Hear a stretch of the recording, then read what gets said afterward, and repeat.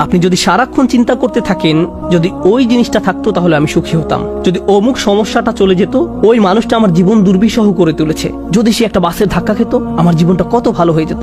প্রতিবার বাস দেখলে আমি এই দোয়া করি। আমরা সব সময় নিজেদেরকে একথা বলে বুঝাই, যদি অমুক মানুষটি বা অমুক সমস্যাটি জীবন থেকে চলে যেত তাহলে জীবন কত সুন্দর হয়ে যেত, অথবা যদি অমুক দুঃখটি দূর হয়ে যেত তাহলে সবকিছু পারফেক্ট হয়ে যেত।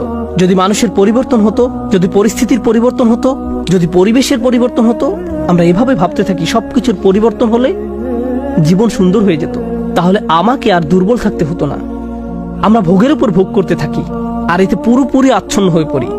আর আল্লাহ আজ্জা জাল্লা বর্ণনা করছেন, জানো তুমি কত দুর্বল?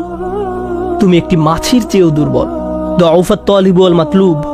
যখন তিনি এভাবে বলছেন, আমি আপনি মজ্জাগতভাবে অবিশ্বাস্যভাবে কতটা দুর্বল একটু